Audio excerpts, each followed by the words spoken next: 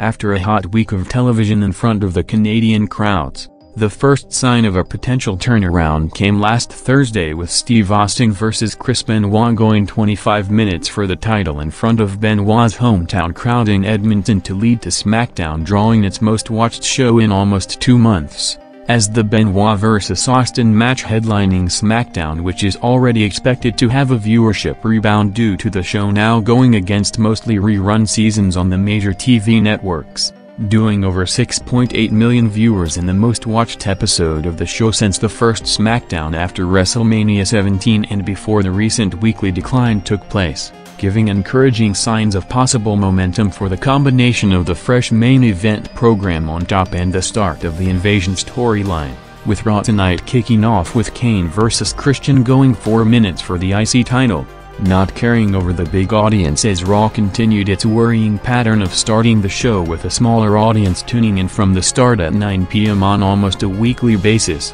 with a new low coming tonight with the first quarter doing a 3.1 rating in the lowest quarter hour on a Raw broadcast in over 3 years since early 1998, which came at a time Nitro was the hottest program on cable television and Raw was yet to catch fire in its early stages of the boom period.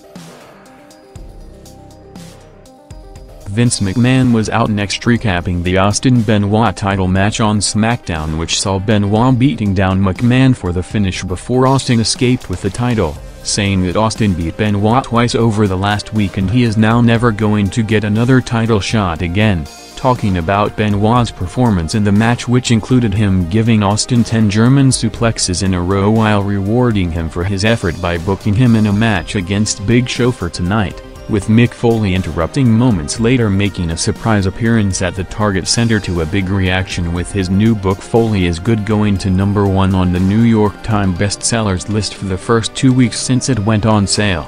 thanking the crowd for making his second book a bestseller in the follow-up to his Have a Nice Day book from '99, before revealing another contract signed by Linda to let him book the main event for any Raw he chooses, booking Austin vs Jericho for the title tonight before Vince declined, saying that the contract is only valid in the state of Connecticut and they're currently in Minnesota, setting up the big surprise of the night with Governor Jesse Ventura coming out to overrule McMahon in his own state in his first WWF appearance since SummerSlam 1999, confronting Vince, saying that he couldn't control him when he worked for him and definitely can't do it now, saying that McMahon can't deal with people more powerful than him and he's looking at one of them right now, officially setting up the Austin vs Jericho title match with this segment after the almost generation-low start rebounding big to spike over 1.3 million viewers, jumping a full rating point from a 3.1 to 4.1 rating.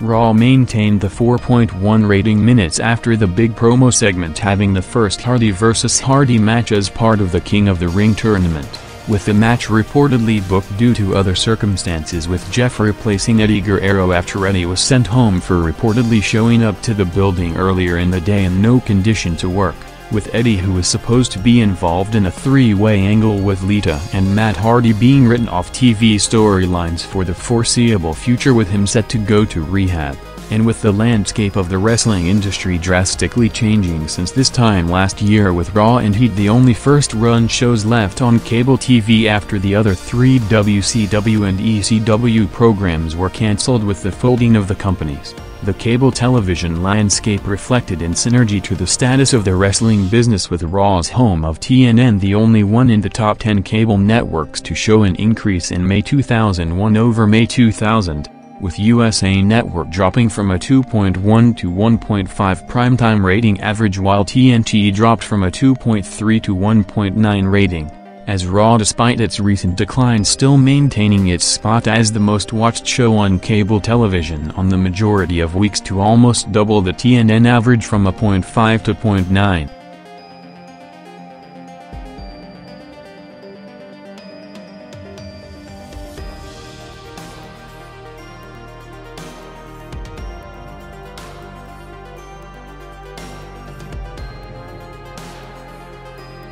with him inducted into the National Wrestling Hall of Fame last Saturday as one of the greatest amateur wrestlers in history. Kurt Angle, who is rapidly on his way to establishing himself as also one of the greatest pro wrestlers of all time despite being only 2 years into his career, was out next for a 6-man tag match teaming with the Hollies against the Dudleys in a match seeing Raw jumping over 600,000 viewers to a 4.4 rating, ending past 10 p.m. with Angle pinning Bubba for the finish, followed by the promoted Chris Benoit vs Big Show match placed in the top of the hour quarter, which was hyped by Heyman on commentary as a WCW Dream match, with Benoit coming in with strong momentum after the last week, with him making Show tap out clean for the finish, with the match doing a quarter-high 4.5 rating.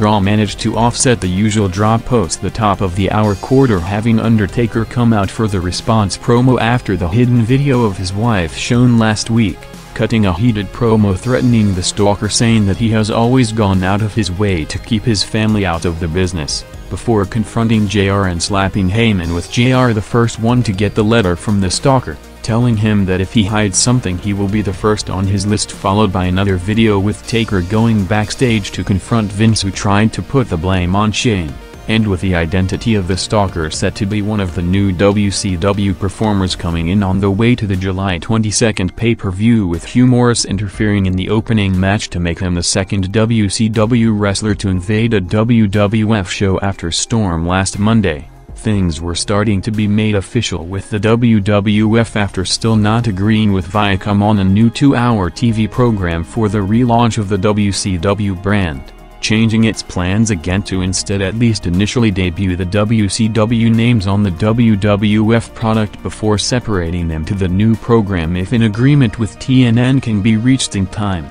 with Booker T the first major name to get out of his Time Warner contract and officially sign with the WWF during the week, with the company also reaching agreements with Buff Bagwell and Rob Van Dam while in advanced negotiations with Dallas Page to be available in the next few weeks, with the 2 other major names who had official talks with the company in recent weeks and Scott Steiner and Scott Hall not expected to be signed anytime soon, with Steiner recovering from back and foot injuries while Hall decided to hold out and come in separately with Nash next year.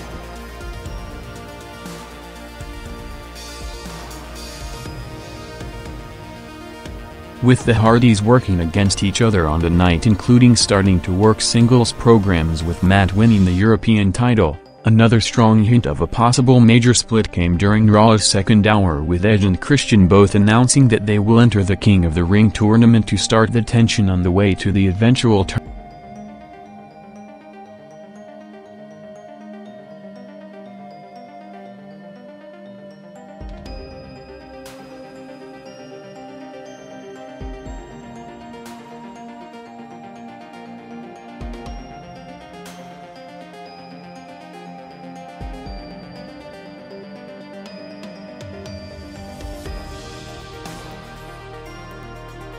The first ever Austin vs Jericho singles match, which was originally scheduled to headline the King of the Ring pay-per-view before plans changed with the Triple H injury, saw Mick Foley, after hyping a surprise throughout the night, putting himself as the second referee for the match outside the ring, as Austin and Jericho went 11 minutes, crossing into the 8-minute overrun, gaining over 900,000 viewers to the peak of the night 5 rating, the highest-rated main event on Raw in over a month and the first segment to break into the 5 rating range overall since April 30th, seeing Regal interfering to take out Foley for the finish, with Austin again escaping with the title, as Raw coming off the big SmackDown audience while still not bouncing back, drawing a 4.3 rating on the night and just a slight increase over last Monday, seeing a positive sign on a possible upward trend going forward, with the show ending the 8 consecutive weeks of ratings decline which started from April 9 through May 28.